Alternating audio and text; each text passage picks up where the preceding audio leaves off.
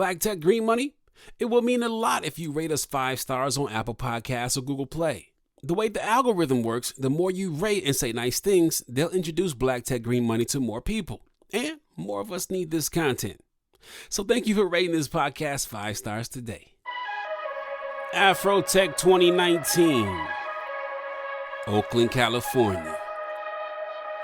Kareem Webb is an entrepreneurial activist and the CEO of Fourth Movement, an LA-based social equity initiative that seeks, vets, trains, finances, and partners with individuals from communities who have been heavily impacted by the application of criminal justice to own and operate competitive retail businesses. He's on stage speaking with political commentator Angela Rye about the wealth generation opportunity in the cannabis industry. I mean, listen, people have leveraged our creative genius all around the world, whether it be music, television, film, whatever. We never really have gotten our fair pieces of the pie based upon what we've contributed to culture. This is an opportunity to leverage our technological expertise and marry that with culture, you know, in order to create what's disruptive in the space. You know, you've got a few distribution channels because there's so much rigor around the legal market and licensing and how you have to check for people's age and the testing and all of that. Yeah, that's great, but there's an infinite amount of different types of products that we're gonna see in the space. People are gonna use cannabis in ways that we're not even talking about today. There's all kinds of new IP coming to the marketplace and different ways that we're gonna be able to talk about it, brands to stand up, and then unique ways to leverage, find out what people want exactly when they want it and how to get it to them. And we can leverage our creative genius like we have around culture creation and fashion and music and film in this space and then own it. I'm Will Lucas, and this is Black Tech Green Money. I'm going to introduce you to some of the biggest names, some of the brightest minds, and brilliant ideas. If you're black in building or simply using tech to secure your bag, this podcast is for you. DJ Don Cannon and CEO Kayla Shelton are the co-founders of TmrO App, an app that helps you book a creative freelancer within minutes. Cannon is a multi-platinum music producer, and Kayla is a former performer and lifestyle entrepreneur. This is the moment for creative freelancers, the brilliant graphic designer, photographer, or stylist that no longer needs to wear an employee badge. I asked Kayla and Don about how technology has shifted, up and to the right, the amount and reward of opportunities available to these creatives. For me, like I've been a creative freelancer probably since about 17 or 18. So it definitely has changed so much. When I used to have to hire photographers or hire models or hire, anyone, I now can do it myself. I have a tripod, I have an app. I use this app called Video Leap, and it's amazing. I use it on my phone. I don't use it on my computer. So it's just really changed everything. It's a lot easier to navigate creating your own brand, creating your own business and sustaining it, without having to always fork out $100 an hour or more. So it's insane. Yeah. Do you see, Don, or what do you see with the future of ownership of creative assets? Because I know we talk so much about these days of, owning your intellectual property and owning your masters and et cetera. And historically, the big company, if you took a picture, that the company you worked for might have owned it. Or if you were hired by, a different agency, that photographer, that picture, they owned it. How do you see ownership evolving in this day when freelancers, producers can just go do their own thing and don't have to be beholden to somebody? Ownership is a very important thing. Can you hear me? Yeah, we can. Ownership is very important to me, and to others, because we grew up wanting to teach our community how to have ownership. You know what I mean? And with the artists that I have, I always preach to them about investing in yourself. Having ownership is very important. It's very different from the industry where your likeness is being sold and things like this is very different. But now you're able to invest, like even with our app, it's like creatives are on there, and the importance of it is to keep them organized, keep them in their profession, not have to go do odd jobs to stay and a good vision of the creative, but also invest in it at the same time and help other people invest in it, at the same time to keep them pushing, So that's very important to me and, and Kayla as well. How would you say, Don, that hardware and software becoming less expensive? I remember growing up wanting to have an MPC, whatever, 1,000, 3,000, whatever, was thousands and thousands of dollars, right? And as soon as you get close to saving enough money, something happens, and then you got to go spend that money. So all you know the game. And so how has things become less expensive? Because you can download an app right now for an MPC, right? Whatever, $19, and create beats and produce songs. How has that allowed more people to get in on creative production? It just opened the game for more people to be entrepreneurs and do their own thing. Before you had to rely, I wanted to intern, I was able to go to, JD's spot and use his MPC to make beats, you know what I'm saying? Or, so on and so forth. So I think it's just opened the game. I think in Atlanta, I was maybe one of the first to ever try Serato software, which, vinyl and turntables had became very expensive at the time.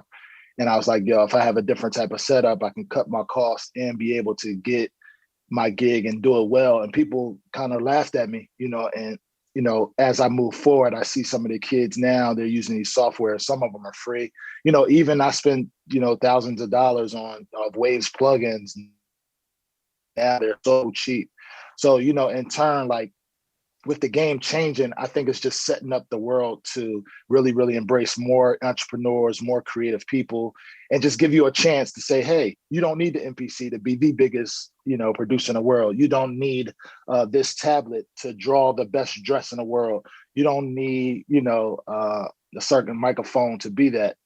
Everything is set up for you to win. I was always forward thinking like that, so I always embraced it, Kayla, he said a word that I'd like to touch on and ask you about. He talked about entrepreneurship, and it was, you're creative, and we're all of us on this call are creatives, but also business people too. And historically, you didn't see like the intermingling of the two. You had the creative who just did the creative side, and then the business people did business. They didn't do both. And what he's talking about, I'd love to get your thoughts on, because what it sounds like you guys are doing is trying to empower creatives to take ownership of the whole business side and be entrepreneurial, even if they don't consider themselves entrepreneurs. What would you say to that? Yeah, I think definitely for me, like, I've always been a freelancer. So I've never like really had a boss. I've always, like, starting off as a recording artist, I was the talent, but I still, I didn't report to anybody. And so I had to make sure I had an accountant. I had to have my own lawyer. I had to make sure I understood, the terms and things like that. So it was challenging, but I pushed through, I made it through, and I learned so much along the way. Even after that, starting my own business, The Leg Glove, I had to handle every aspect of it, the creative side, the designing, the sourcing, the content, creating the content, and bookkeeping and things like that. So right now, since things have like fast forward so much, the app, TmrO App, really just allows you to have that structure. It allows you to have your own portfolio in a marketplace. You don't have to have your own website. You don't have to pay those website fees to promote your work. You don't have to hire someone to keep record of it, or you don't have to keep record of yourself. It's all in the app. And it's all from discovery to booking to payment. We also offer, taxes. So you can file your taxes straight from all the work that you've gotten from the app. So for me, it's like all the struggle that we've gone through, all the like late nights of like, am I going to like fail? Am I going to just destroy my whole name and brand? It's a tool. And we plan on building that so it has even more value, more resources to the creative. So creatives can get a leg up, so they can be taken seriously, because what I've seen is that creatives are making the world go around, especially with like COVID this last year. Everyone's having to scramble and figure out like, dang, how are we going to do this? And it's the creative people who are stepping up and inspiring and, taking things to the next level. That's a very great point. I wanted to add to, even in our beta stages of this app, we've gotten a lot of good feedback from people that are saying, yo, you don't know how much this is keeping us organized and turning my business into a real business and things like that, and that's very important because we don't have that as creatives. We don't have most of us are really, really, really super creative and then lack a little bit on business. This is give you a chance to not worry about it, not worry about getting stiff out of money and, just keeping a schedule right and just having everything in one is like important. In the beta stages, everybody was coming with that and we were happy. We're like, oh, they like the organization of it, Yeah, I mean, I think so much about that, in dealing with photographers and videographers, you hear these horror stories about them producing the work, but because they didn't know how to invoice or they don't have their stuff set up properly, they don't end up getting paid like they should, and so you guys, I'm sure, have heard these So horror much. stories, and so I wonder, where is that line between somebody who doesn't see themselves as an entrepreneur, but you're saying, look, you still got to handle your business though. I think that line is blurring a lot because, I mean, everyone has the opportunity now. Like we see with like influencers, and you have like these major influencers who might already be celebrities, but then you have these micro influencers who might have 1,000 followers, but they have a genuine following and they make good content.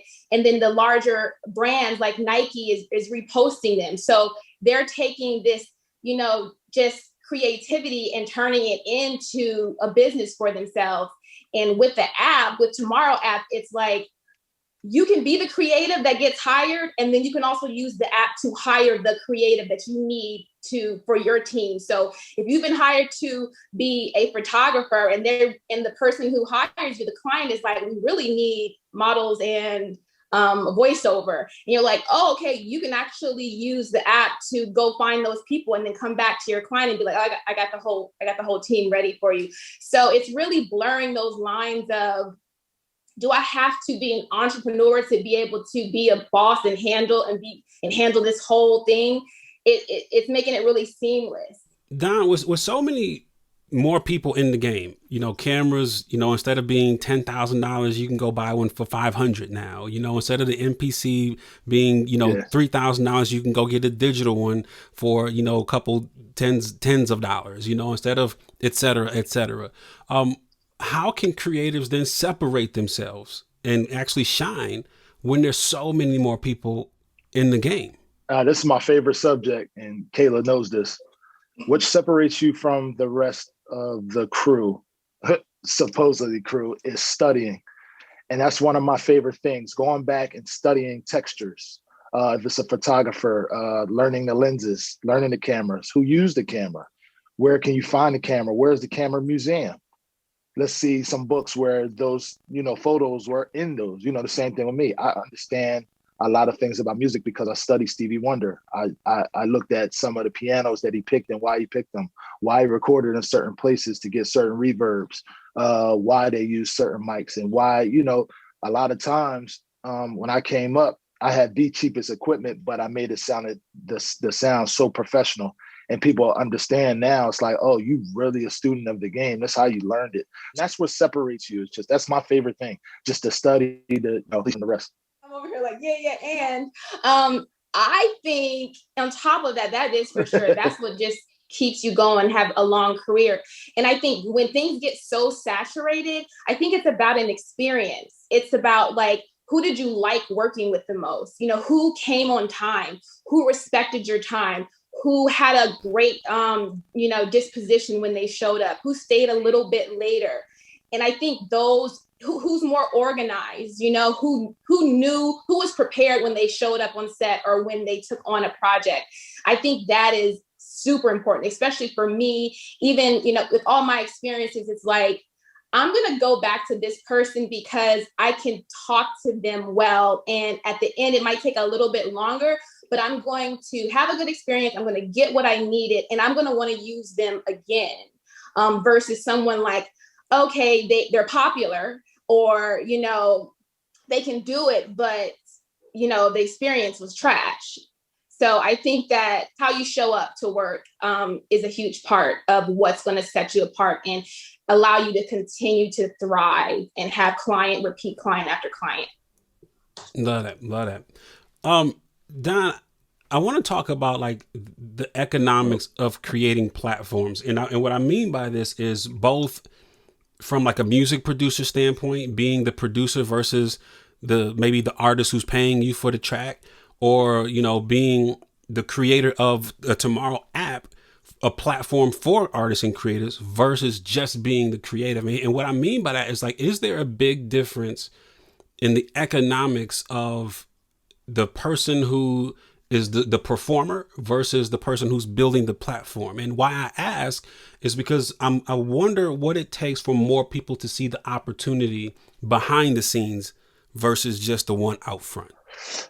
It's all preference based to me. I think, if you're thinking about a performer, performers have so many streams of income, and if they're not using one platform to get it, they're doing different things. For instance, a lot of the artists, that I speak of in music, they're moving, into art STEM type companies, which, you own everything, you put out everything, they just, handle the marketing. That's something where the economic changes, because now you get a bigger royalty base, you get a bigger performance peel of the orange. And, sometimes it calls for that, being a producer. Sometimes I would love that, because now I'm splitting with the artist and not cutting up with 34, companies. But on the economic level, to get more of the pie, in the music world, being in certain platforms like TmrO, I think freelancers make more money, honestly, being an entrepreneur than they would base working for a company collecting a salary, being exclusive.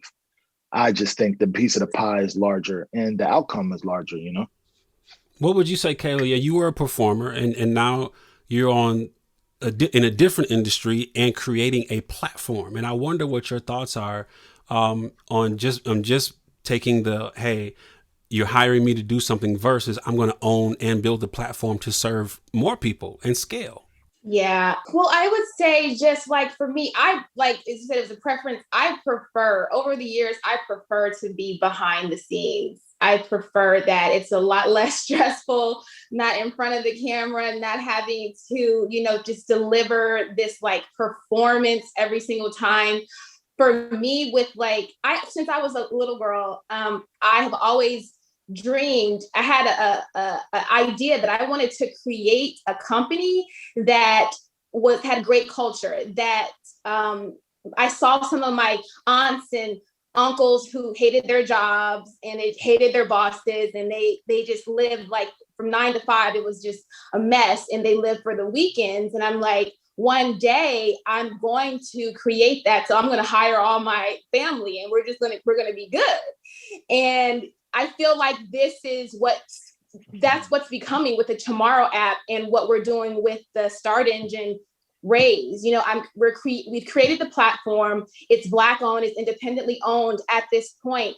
And we create the culture. We create, what it's going to be like to work with us, work for us, and things like that. And with the startup crowdfunding, it's another opportunity to allow our peers, for the community, to own a piece of a promising tech startup at the very beginning stages. And that's like not an opportunity that comes on around the corner, especially being Black owned, Black woman co-founded and led.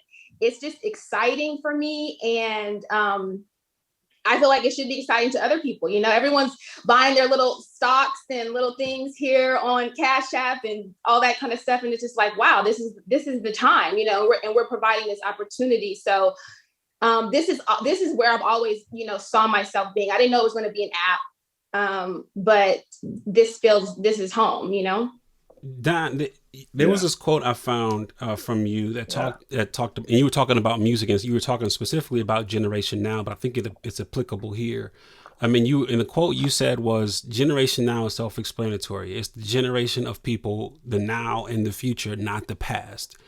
And the reason I think it's applicable here, and my question is also, I wonder what in your mind the next set of iconic cultural designers and creative producers might look like. Because I think about, I grew up in the days like No Limit and Cash Money and Suave House. And I remember like Pen and Pixel, like the covers of those albums, like and those guys like ran the game, and they were a creative house. And I wonder, because we're shifting to a day where everybody can just put a banner up and be their own entrepreneur. What might the future of creative and cultural icons look like in a day where everybody is in the game? Well, from my standpoint, I look for multi-purpose. So if I'm going for artists, even creatives, like, when we talk about generation now, it's in theory a record label, and it's a one-stop media shop. And the reason why I think about it as such is because I meet lawyers every day that just got, out of school, and I got photographers. I just actually met with a videographer that has a vision. And I think that what the new look for those and the new creators and entrepreneurs, I think it is, if you're an artist, know how to sing, know how to rap, know how to make beats, know how to record yourself, know how to dress, know how to influence people on social media. That's 5 or 6 things right there that the future has put in front of us that now you need to learn to be there. The generation before us really had one job, and it was really rapping and making sure the music sounded tight. Now we're moving 2021. The artists I'm meeting, they're like, big bro, I know how to produce. I know how to write. I know how to play. I know how to dress. I can play basketball. I can, you know what I'm saying? It's like all of those are what's making up the future guys, and women of the world. Like some of these women, they're styling. They're talking to women about makeup on YouTube. They're doing all these great things, and they're all the weapons. The more weapons you have, the more I see you going far in the future. And that's, tomorrow is like that. Generation Now and tomorrow has a similar feel, because it's like the next generation of those people with multi talents. What would you say to that, Kayla? That's exactly what it is. Because you just, like you were saying earlier, Will, like, it's saturated. The internet has brought a lot of opportunity.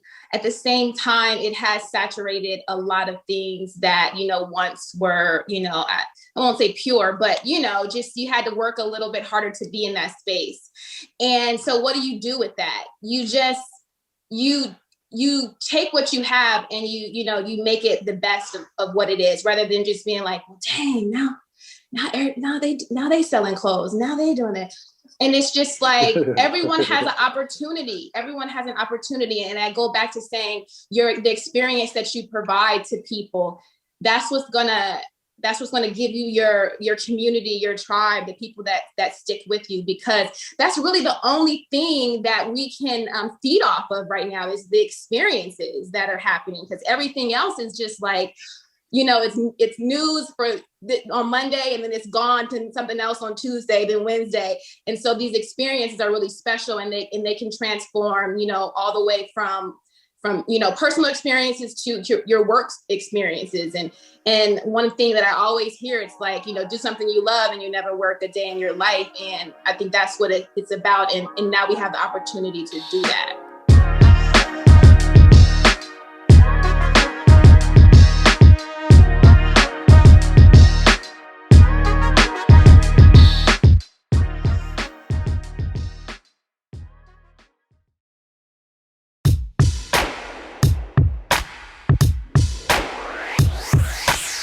So, Don is a DJ and music producer, and Kayla is a former performing artist.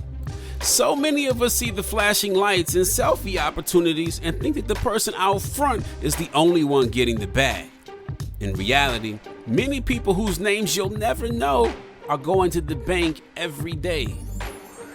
So should more creatives be on the side of developing the platforms that enable creative expression? Kayla Shelton speaks on it. If you have that passion, if you have that drive, if that's your why, then go for it, for sure. It's not everyone's dream to create tools. I've always wanted to solve problems and, help. And so that's just my background, my personality.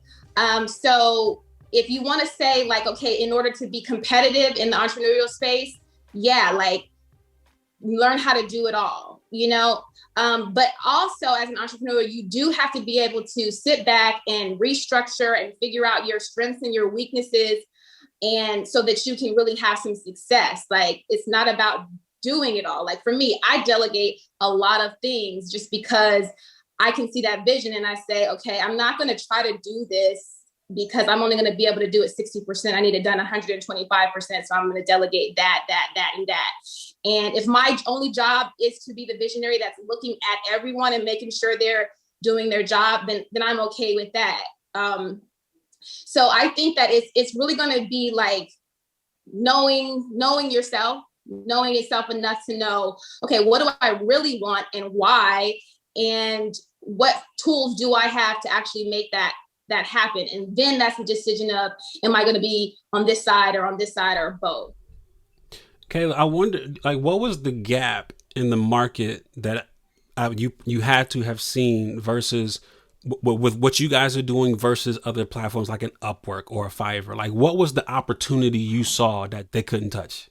The way it came about was I was talking to a friend of mine. She works in Atlanta in film and television in the wardrobe department. And typically how she works is she works on pilots. And so the pilots last about 3 or 4 months. She'll book a pilot. And by the time that one's wrapping, she'll book another one. So that's her flow of income and work. Well, it come a time where it was several months where she had not been booked. So she was like, yeah, girl, I started door dashing. And she's like, yeah, I mean, I'm glad I can door dash, but still, you know, I'm supposed to be on set. I'm supposed to be doing this. And so that was the aha moment for me when I was like, dang, why is there not a door dash for creative services? Yeah. Because I was seeing on Instagram, everyone's looking, they're posting like tag a hairstylist, tag a wardrobe stylist, tag a photographer, you know, and trying to source people from Instagram, and then all the hassle of going through it and then finding their page and then seeing if it's really good and then talking to them, seeing if they know how to talk, and then paying them. So it was just like, okay, that's what we need. We need something that allows people to discover the talent and look at and assess their abilities right there, talk to them right there, pay them right there, focusing on the creative services like Upwork and Freelancer and what's the other one, Fiverr. They're like the top leading. They really, you know, it's just like, it's still like corporate stuff. It's still accounting or still just things that were just not creative. I hope I answered the question. You did. And Don, I want you to chime in here because I feel like, you know, Kayla said something earlier, like creatives run the world. And particularly if you ask me, Black creatives run the world, right? And I love, like, with what you guys are doing, like with people, absolutely, with people like Isaac Hayes doing with Fanbase. And, you know, I think additionally, on top of Kayla's points, it's also meaningful that this is something that we own, the culture owns, right? And so not just that there are these business check boxes you can push, but we own this. Absolutely. Me and Isaac, this is funny. Me and Isaac talked for years, man. We were trying to figure out how to actually help others with a platform.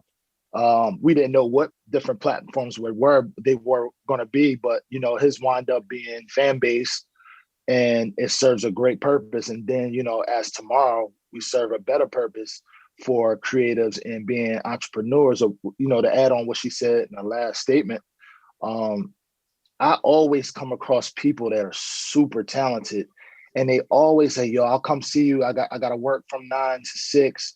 And then after that, I'll come see you. And then they'll come see me and they'll be done or tired, you know, and out of the ideas.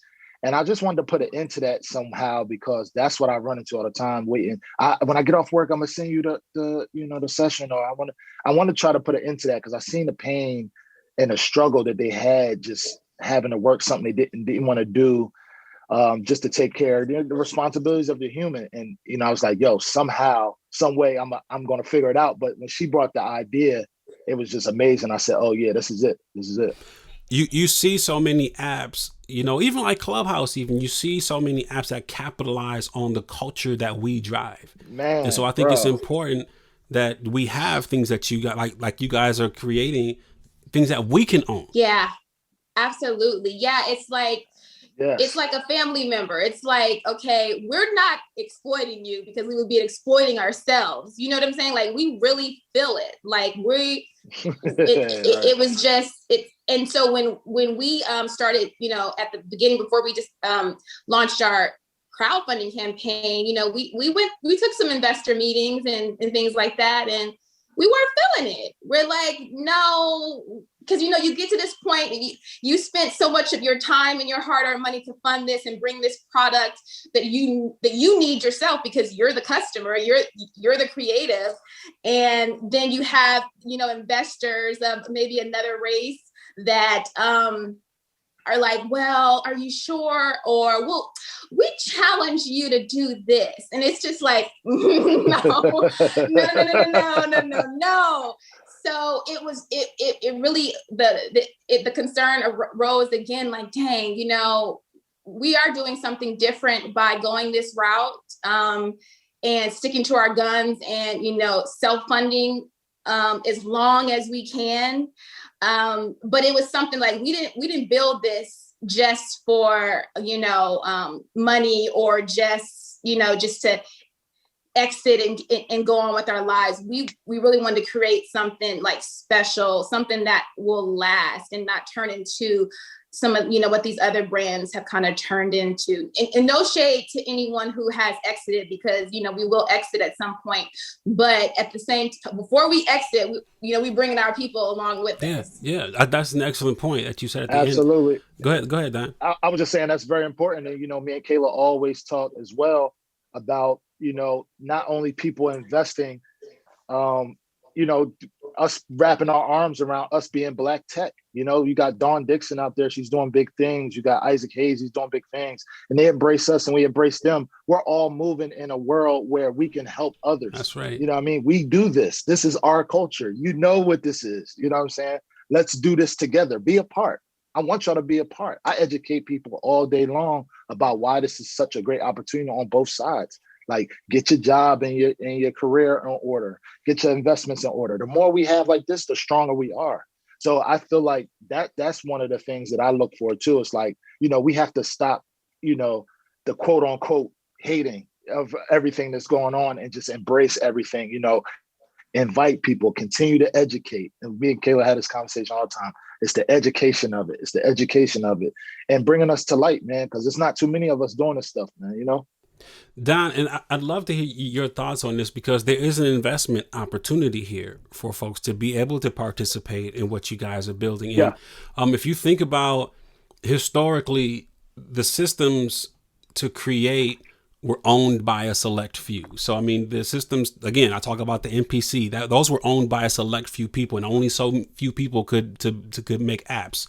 And if you think about what Obama did with the Jobs Act, which created the opportunity for things like Start Engine, today, like the systems to investing, historically, the systems to invest were only offered to so few people who were accredited investors and all this stuff. And if you weren't in, you weren't getting in on the next wealth generating opportunity. That's right. So talk about the times that we're in and the opportunity to create generational wealth. Last summer, me and Kayla were investing through Start Engine on a few things, just, looking through and just looking at, products or services and stuff that we can pretty much invest in. And it just came full circle. It was like, yo, do we talk to VCs now? We should just go and give an opportunity to the community. That's what it is. Getting people involved. Creatives are part of this. Now we can say, hey, invest. Or we can see other people. Older people can say, oh, my grandsons and granddaughters work. It's just such an opportunity to be a part of something new. It's fresh. Everybody doesn't have a chance to be a part of an app, like you said, But, in 2012, it was made available. So we might as well take, full, take it all to us, That's all we need now.